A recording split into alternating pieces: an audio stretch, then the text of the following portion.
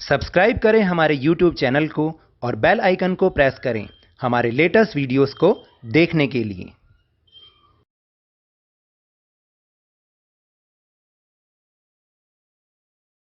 Hello and welcome to Lavneesh sir की क्लास। आज की ये शिक्षा निदेशालय राष्ट्रीय राजधानी क्षेत्र दिल्ली की वर्कशीट नंबर 1। वर्कशीट नंबर 1 इसलिए है क्योंकि ये कक्षा 7वीं और 8वीं दोनों के लिए है, इसलिए 7वीं और 8वीं की जो वर्कशीट इकट्ठी आएगी अब से हर शनिवार को, वो वर्कशीट नंबर 1, 2, 3, 4 इस तरह से होगी, इसलिए यहाँ पर वर्कशीट नंबर 1 लिखा हुआ है। और आज की ये जो 7वीं और 8वीं दोनों कक्षाओं के लिए जो वर्कशीट है वो ली गई है सामाजिक विज्ञान विषय से। तो चलिए बिना समय गवाए शुरुआत करते हैं मेरे साथ और समझने की कोशिश करते हैं।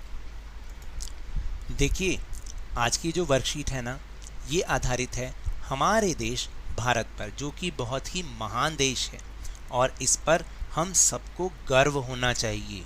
हम सबके अंदर एक गर्व की अनुभूति होनी चाहिए जब भी हम नाम लें भारत, हमारा देश भारत। तो उसी के बारे में थोड़ी सी जानकारी प्राप्त करते हैं। देखिए, यहाँ बाईं तरफ भारत का राजनीतिक नक्शा भी यानी मानचित्र भी दे रखा है और मैं तो आपको कहता हूँ कि इसमें जितने भी राज्य हैं उनके जगह, उनकी राजधानी, ये आप अगर अभी से ही मानचित्र में भरना सीख लेंगे ना देख देख के, तो आगे आने वाली कक्षाओं में इसका फ़ायदा आपको ज़रूर मिलेगा। तो चलिए देखते हैं कि आखिर हमारे भारत के बारे में क्या जानकारी यहाँ पर दे रखी है। हमारे देश का नाम भारत है। भारत एशिया महाद्वीप का हिस्सा है। भारत 15 अगस्त 1947 को आज़ाद हुआ। भारत में 28 राज्य एवं 8 केंद्र शासित प्रदेश हैं। देखिए, अभी जैसे आपको याद हो कि 2 साल पहले ही एक राज्य कम हुआ है, जम्मू कश्मीर, क्योंकि वो तो राज्य कम हो गया, 29 राज्य थे तो 28 राज्य हो गए। इसको 2 केंद्र शासित प्रदेशों में बांटा, जो कि 7 + 2 9 हो गए थे। लेकिन अभी पिछले साल ही दमन और दीव और दादर और नगर हवेली को एक ही मान लिया गया है। तो इसलिए अब के 8 ही केंद्र शासित प्रदेश हैं, 28 राज्य और 8 केंद्र शासित प्रदेश हैं। यह सारे संसार में अपनी अनेकता में एकता के लिए प्रसिद्ध है। देखिए, मुझे तो लगता है दुनिया में कोई देश ऐसा नहीं है जहाँ पर इतनी सारी अनेकताएं हैं और उस अनेकता में एकता हो। जैसे कि हमारे देश में आप देख लीजिए, हर चीज़ में अनेकता है, विविधता है, चाहे वो मौसम हो, चाहे वो विभिन्न धर्म हो, चाहे जाति हो, चाहे बोलियां हो, हर चीज़ में विविधता और उस विविधता में एकता। यहाँ की राजकीय भाषा हिंदी एवं अंग्रेजी है। भारत की राजधानी दिल्ली है। देखिए, बहुत अच्छी अच्छी जानकारी इसमें दे रखी है जो कि आपको अच्छे से समझ में आ जाएगी। पाकिस्तान, चीन, अफ़गानिस्तान, भूटान, म्यांमार, नेपाल, बांग्लादेश, श्रीलंका एवं मालदीव आदि भारत के पड़ोसी देश हैं, जिनको कि इस मानचित्र में भी देखा जा सकता है। पाकिस्तान, चीन, यहाँ पर म्यांमार है, यहाँ पर भूटान है, ठीक है, और नीचे श्रीलंका, दक्षिण में श्रीलंका भी है, इधर बांग्लादेश भी है। ये सारे के सारे पड़ोसी देश हैं भारत के।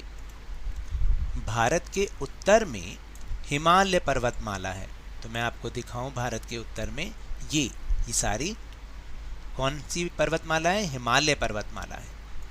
फिर दक्षिण में हिंद महासागर है, जो दक्षिण दिशा है ना, ये देखिए यहाँ पर ये हिंद महासागर है।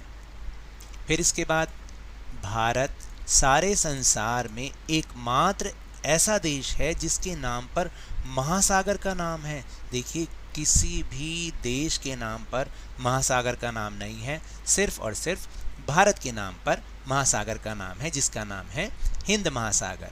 तो अब आपको समझ में आया जो आज हमने भारत के बारे में सूचनाएं प्राप्त की। तो चलिए अब इसी पर आधारित प्रश्न उत्तर करने का प्रयास करते हैं। देखिए, बॉक्स की सहायता से पूछे गए प्रश्नों के उत्तर दीजिए। यहाँ पर बॉक्स में कुछ हिंट दे रखे हैं, इन्हीं में से ही आपको रिक्त स्थान भरने हैं या उस प्रश्न का उत्तर देना है। जैसे पहला है कि भारत किस महाद्वीप का हिस्सा है, तो यहाँ से हमने लिया एशिया। भारत एशिया महाद्वीप का हिस्सा है, क्योंकि ऊपर अभी अभी हमने समझा भी है। फिर दूसरा, खाली स्थान में क्या लिखें कि भारत का एक पड़ोसी देश है। कौन सा पड़ोसी देश है, यहाँ से हमने लिया भूटान, जिसका नाम ऊपर हमने अभी समझा भी था। भूटान भारत का एक पड़ोसी देश है। फिर भारत में कुल केंद्र शासित प्रदेश हैं, कितने हैं? 8 केंद्र शासित प्रदेश हैं। इसके अलावा भारत का राष्ट्रीय फूल कमल है। हमारे देश का राष्ट्रीय फूल कौन सा है? कमल का फूल।